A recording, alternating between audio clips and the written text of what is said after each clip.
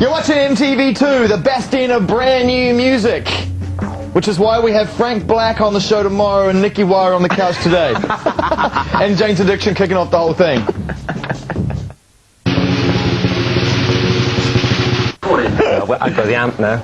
Oh, that's the way it's going to continue on Gonzo today. You know, it's not often that we turn an entire show over to one man. But, you know, it's not often that a man forsakes such a blissful domestic existence in order to come all the way to London to appear on our humble show. It's a pleasure. It's a pleasure to see you. Nice to see you again, Zay. Yeah, you too. And like I was saying, what's with the showing up of the couch with the new brown leather and the whole, you know, 21st century look? It's just a brilliant. Look at that quality. Oh, outstanding. No respect. PVC. Sweaty PVC. Welcome back. We're going to turn over a majority of the questions to people on the message board because we've had lots of face-to-face time over the last few years, and they've got much better questions. Freaks are right. Yeah, it's true, but you know, they got good questions, them freaks. But I want to talk about why you bothered to come back with another compilation album and why you haven't gone into the studio. Going all indie on me now. Yeah, man. Come on. Where's the new record? We just wanted to clear the decks. It's probably my fault more than anyone. I've been trying to do it for about 4 years, and I think to move on sonically, we just finally clear everything out of the way. I think one of the first questions on here from Manic Street Phil, who's a huge fan, judging by the name he uses on the message board, obviously, is that you know, this gives a sense of heading towards the end. I think that some fans are probably concerned, given your previous comments, that you'll know when to pull out. Like Lennox Lewis. Yeah, well, one more fight. There's always one more fight. Yeah, I know, but you know, some of the greatest boxers. Look at Muhammad Ali. God bless him. Yes. You know, I haven't quite reached that vegetable state yet. I mean, has it sort of crossed your mind over the last few years that, you know, that you will have to hold true to that comment at some point, and when will the right time be? Yeah, no, I mean, we've started writing the next album. We're going to New York in October to record it. Oh, check you out. It's all sorted out. Yeah. You know, Lipstick Traces. We just want, the greatest hits was the kind of corporate Mondeo man. You know, here's the big hit. So I just wanted to show a different way of looking at Manic Street Preachers. You know, the fans voted for the B-sides. Yeah. Just try to I think the greatest hits to have really reconnected us with our audience. You know, the gigs are amazing. You know, the amount of feather boas and glitter and leopard print, it's made me feel really, I don't know, well, it makes you feel like a majority again, given that your bandmates don't wear any of that more. Yeah, I was like, hey, the first 10 rows are for me. The blokes at the back in the car park at the gym for sure. Yeah, all James's mates are at the back crunching beer cans on their hair going, you know. There was a brilliant quote, Martin, our manager, was watching us, and we did Wattsville Blues one night, which I sing on, and there's these two blokes next to him, they go, "Get the puff off the mic, give it back to James." Well, it's nice to know that the people who pay good money to come and see your shows are still willing to shout obscenities at you in the 21st century. That's lovely. I think, you know, you come to one of our gigs, it is one of the freakiest mishmash of people you will ever see. But that's because as a band you are, you know, you always have been, you know, even when, you know, Richey was a part of the band, and then, you know, you all represented very different parts of the human personality, didn't you, in your band? Yeah.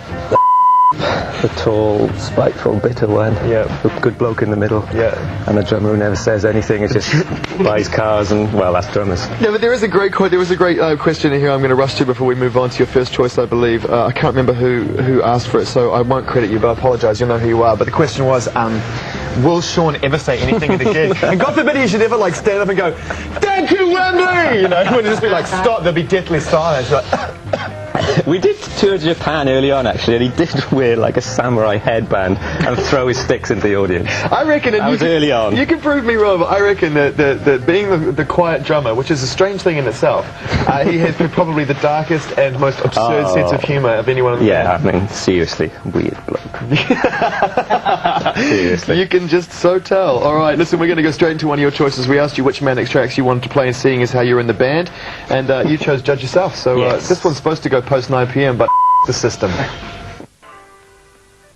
Funeral for a Friend. There you go. There's another Welsh band. Are you aware of their work? Yeah. If you want to be any more patronising, you're like, yeah, not too bad, yeah. It's funny because there's so many kind of new metal bands, you know, there's, all the bands that broke through where there's Astral Catatonia, Phonics, like no one's copied us at all.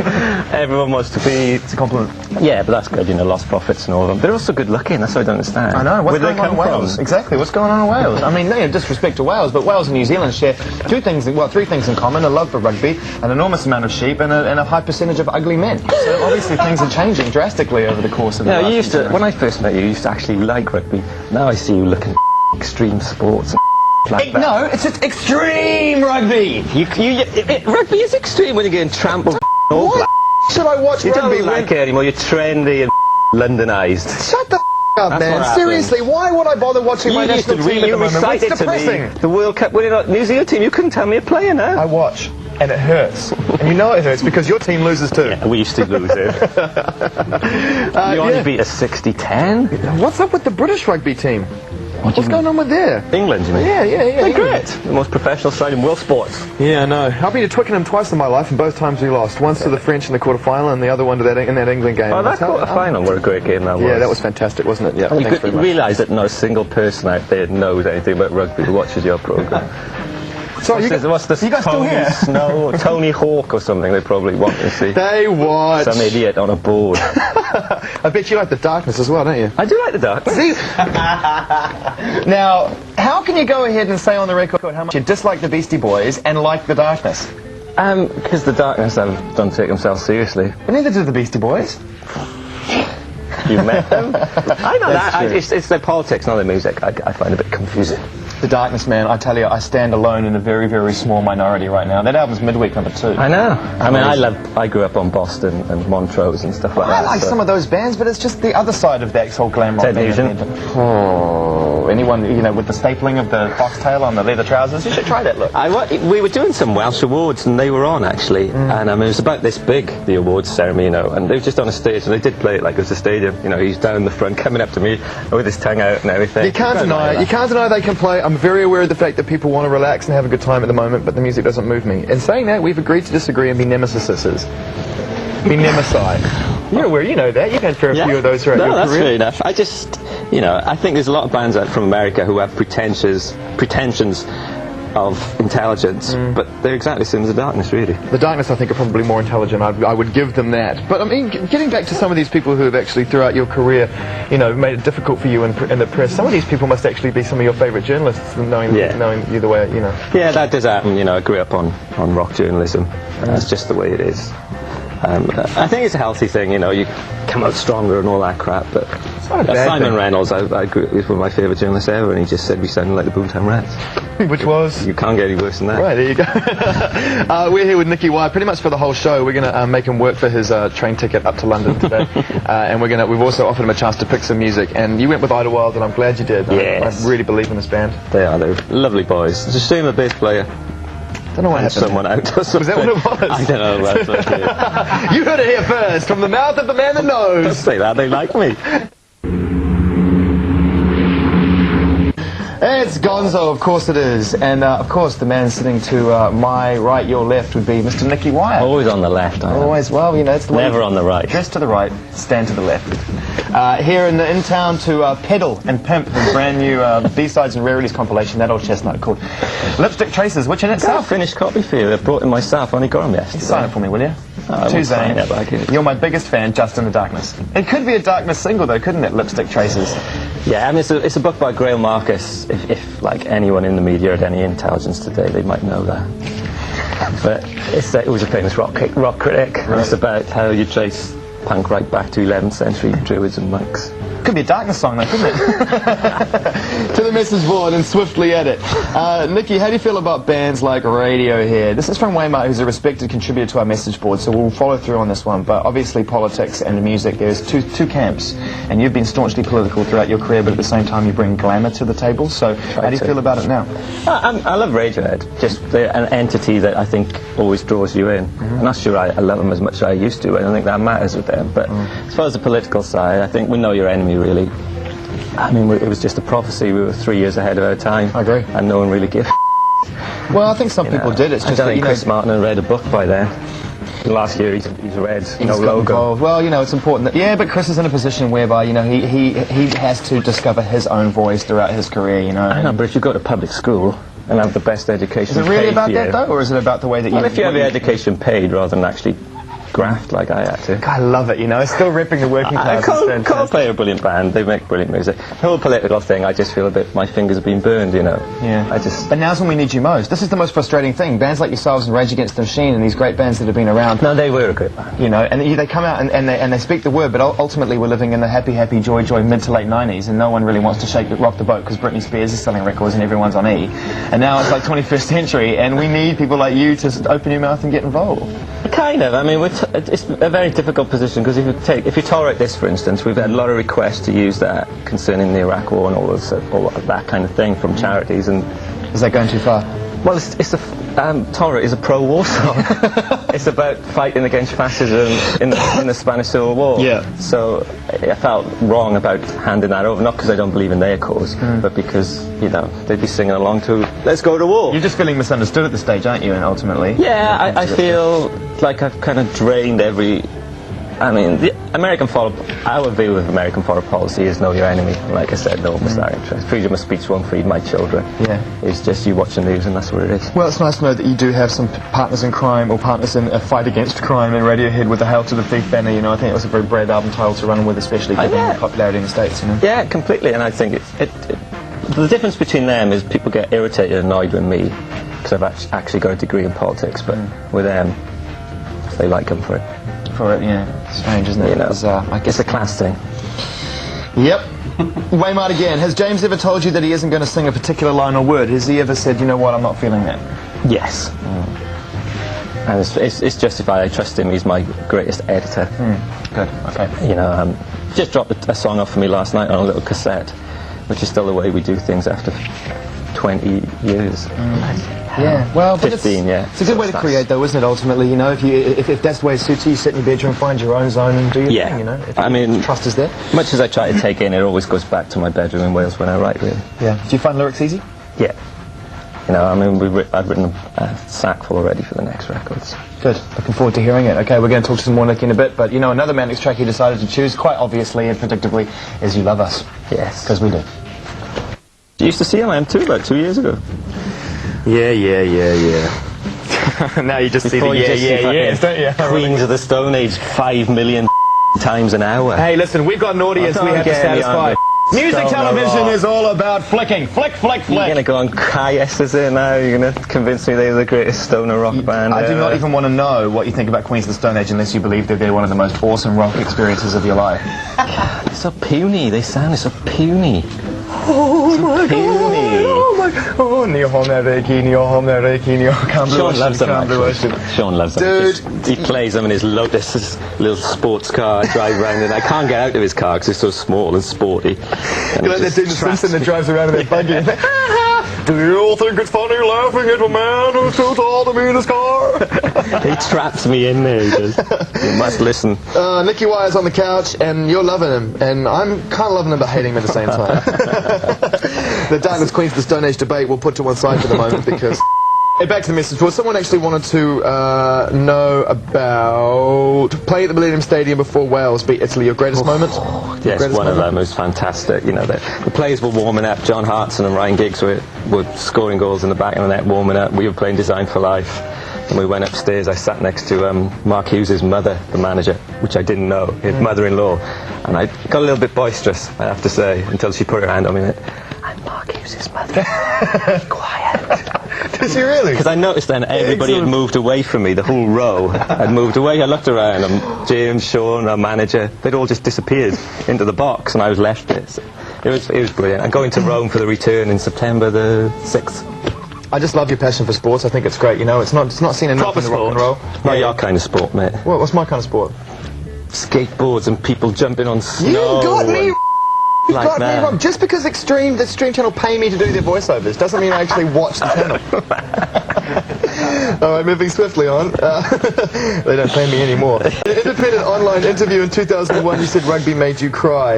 Is this an underlying feeling of rejection after your near miss with Arsenal FC in your youth? Actually, sport makes me cry, you know, when it goes the right way or the wrong way, and that could be snooker or darts or anything, you know. Even Roger Federer, when he broke down crying when he won Wimbledon on Saturday. Oh, that was a nice moment, though, wasn't it? Nice, yeah. It wasn't exactly like he had to work hard for it either, you know what I mean? It wasn't like he was emotionally, like, wrecked by the end of it. It was like just a straight match, like 3 sets.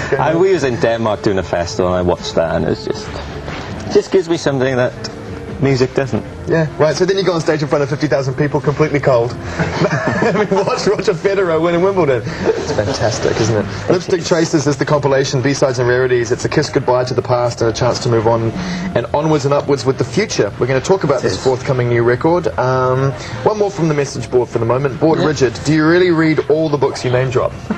Or are you full of plaque? No, I've always said that the quotes we use on records, I'd never admit to reading all those books. But if you look in my bag now, you'd probably be pretty bored, but you know, Find a copy of Heat. There's a closer. There's a Carol Ann Duffy poetry book and a book called Existentialism and Humanism, a lecture by Jean-Paul Sartre. Yeah, I know who he is, isn't he? He wasn't here. Yeah, he was. There was a band in New Zealand, Jean-Paul Sartre Experience. Is there really? It was, yeah. They were great. I have no idea where we're going, Jim. I'm assuming you have some clue about where we're headed right now. Are we heading into the erection? Sex Pistols. No, we've avoided... because we have him today, right? Okay, he's a big enough erection for all of us. He picks the Sex Pistols, and we agree. So here we go, Sex Pistols on Gonzo. That's a rarity.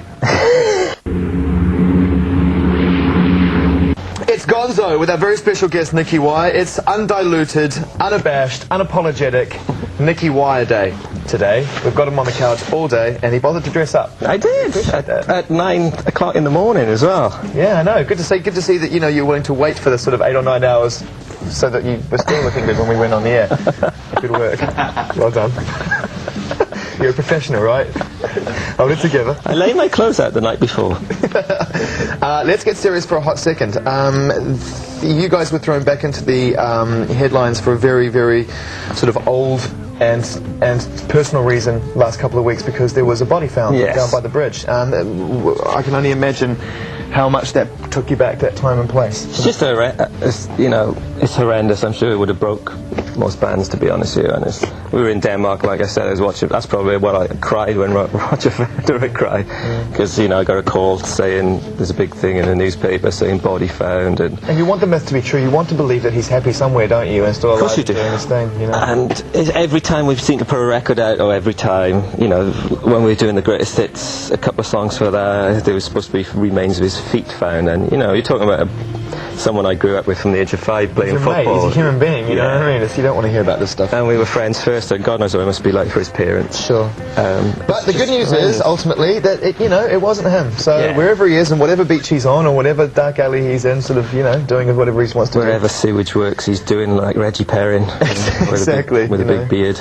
It will be that way forevermore. He has become, and quite rightly so, one of the greatest rock and roll sort of, human story stroke myths. I mean, I think the Judge Yourself video, which you played, I mean, that's all my personal home movies from the last 10 years. We've never been seen before, and it just shows that for most of the time you can tell how well we get on. We're so comfortable with each other. The pathos of the band, the unremitting piss-taking between us. We're just one shot, we're on Alcatraz, and I'm just listening to the audio tape, kind of enjoying myself, and Richey's really posing in the corner as if he's a prisoner, going on a Metallica video. And that's what he was, though, man. He was absolutely the MO of the band, wasn't he? He's and remains so. If you grow up with someone like that, you just want to keep their memory alive in the right way. It's not this eternal drudgery and eternal misery. The last year or so was very hard, but for most of the time I knew him in university. He used to write essays for me, That's close. Yeah, that is close. These are the memories. Was it difficult for apart from the obvious reasons, but for someone like James to step up and to when you decide to continue, going back quite a few years now, to actually step up and realise that you're an entertainer, but James is now the front man of the band, and I know what you mean. I think the thing with James is he's such a phenomenal musician. I mean, he plays 3 guitar parts. That's a great guitar player. Has he ever been on the cover of Guitar Magazine? Yes, he has. Right. He was going to say, because he should be. He was voted, I think he was 96th best guitarist in Britain. He wails, man. He was tough for a man with very little fingers as well. Yes, he's very strong hands. Right. But I mean, he does play 3 guitar parts live. Yeah. Somehow, as well as singing backing vocals and lead vocals. Because we haven't, we've never replaced Richey, and it doesn't seem right at the moment to do so. No, but he is a phenomenal musician, James. He really is. No, he is. I don't think he gets, even though obviously amongst the right circles he probably does, but I don't think he gets enough respect in the mainstream media for his guitar playing alone. I agree. He's a rock god. I know. Better than your mates, anyway. Moving swiftly on. You have to bust my balls every single time. White Stripes, I don't even want to know what you think about them. Black Matt.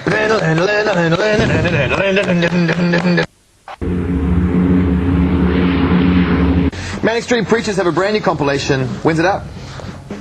Monday. Right on. That's this coming Monday. Yeah. You'll find it on the shelf. It's called Lipstick Traces. And it's basically a chance for you guys to wrap up and move on with your lives. Let's talk about that. This new album that you plan to record in New York City. Are you going to work with a producer or are you going to do it yourself? No, we're going to work with a producer. Who is it? I can't tell you, but it's Oh gonna be man, good. come on! If you're going to throw a dog a bone, I'm the dog. I know, James will kill me. The last thing he said to me last night was, "Don't talk about a new album, Wire." Okay, I respect. James. I don't want to be under that pressure. I respect what James. Rick Rubin. That's cool. That's absolutely fine, man. He's a good man. Ross Robinson. You must be joking.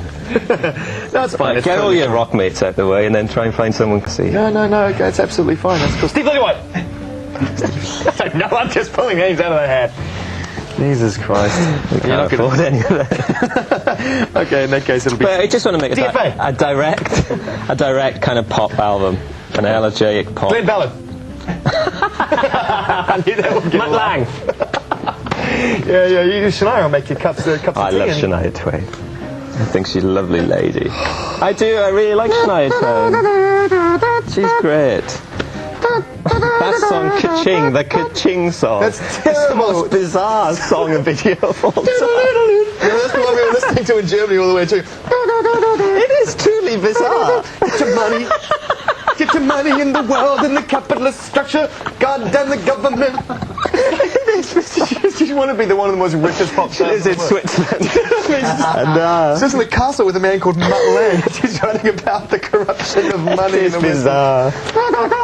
It's just so odd, isn't it? She's like, I want that Neptune sound. He'd probably do it. He does every. Oh no, God, have you heard his Great. remix of Sympathy for the Devil? Unbelievably talented and great, but Yes, indeed. Okay, let's talk about. We get back to the message board for a hot minute.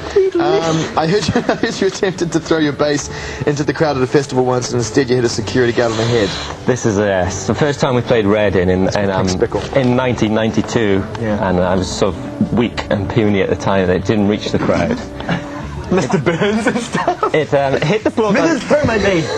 Hit the block on the head and cracked his skull open, bounced onto another one and broke his arm. And they were all running after me, and we were on about 8 o'clock. Now I actually wanted to get home that night to watch Match of the Day, so I literally ran into the dressing room, got my check for my paycheck, and got onto the train at Reading and got home about 10 o'clock and watched Match of the Day. For fear of your life, also. The fact of getting off, get the hell out of town. No, it was a freaky moment. I met him later, the bloke who was in charge, and he understood. kind of chilled. That was 10 years later. Right, right. Exactly. Once the scar had remotely healed. Okay, so we're gonna keep going for a little bit longer, and then we're gonna go into our top 5. I know you're not going to give away too much about this brand new album and stuff like that, but I do want to know why New York. I think we've had it a bit easy on ourselves. Recording in Wales, going home at night to see the family and stuff. I mean, it's lovely, and I really wish we could do it. But I think we just need a bit of psychosis and a bit of just total Dave Friedman. alienation. Found That Soul. Now there's a track. It's monumental. One note piano. I'm loving it, man. There you go. The Ghost of the Stooges. Video's great. $5,000. Jeremy Deller, this artist. No, I love it. The fans reading the books and all that. If this is a video you played, the Beat-Ins.